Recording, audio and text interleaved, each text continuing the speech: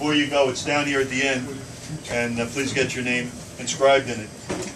I'm checking these people off that we're toasting, and they were all mentioned in an ad, in the ad journal that Ed just alluded to in the Dan Finn Classic, which every year has the best high school basketball teams from not only around the city, the state, but around the country come into Jersey City and bring back the Jersey City historic basketball presence. Jed, to interrupt you for 1 second, just to go back to the Jedsey Journal from a few years ago. The Dan Finn Classic not only brings in great basketball to Jersey City, it has turned into as much a social event as it is a basketball event. Every single year, I have people that come up to me that I haven't seen in 25 or 30 years to say hello, and it's just been that long. It's a way of meeting people you haven't met in a very, very long time. Me too, and just going to see a basketball game in the Armory reminds you of the 50s when St. Peter's had those great teams, and the Saturday night it was a great social event going there every year. Yeah.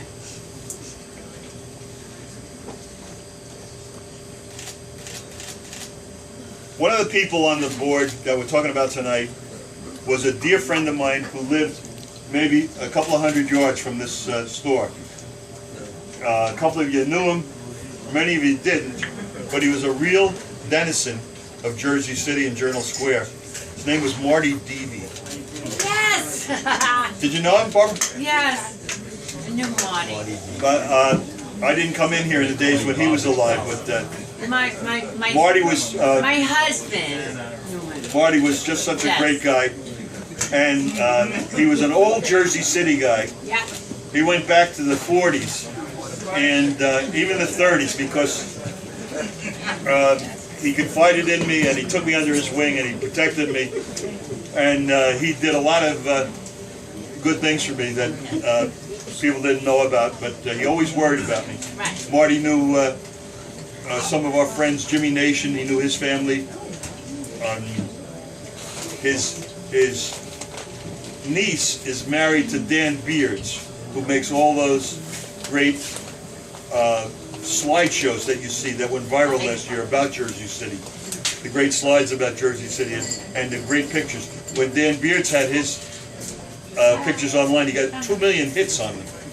And Marty,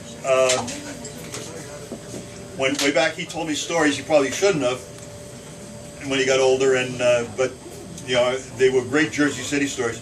He used to hang out at Jersey Journal Square.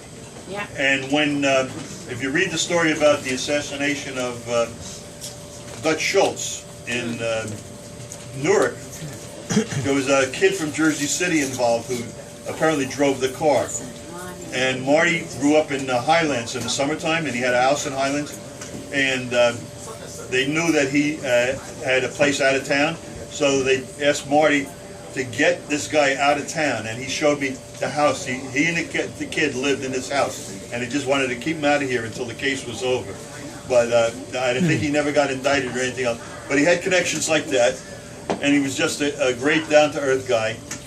While Marty was on that side of the law, his brother was the sheriff of Jersey City. Yes! So, in any case, he was just one of my best friends, and I really missed his passing.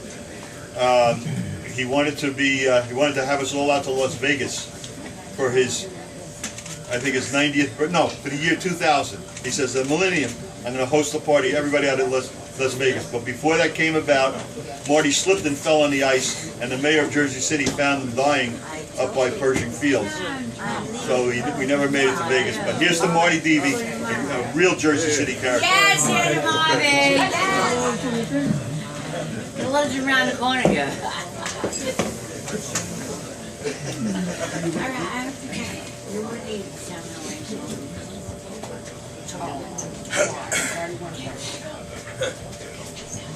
George, want to get up to the mic? Yes. I have a big mouth, I'll do it from here.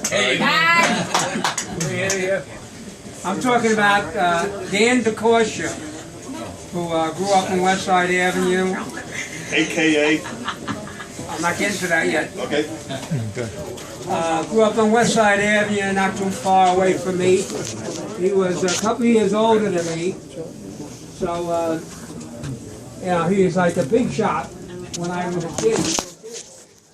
Anyway, he didn't go all the way up to the top, but he was a big guy.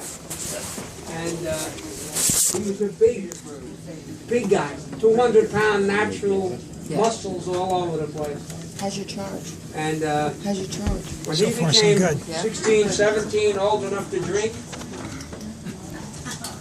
he used to punch out these picket fence.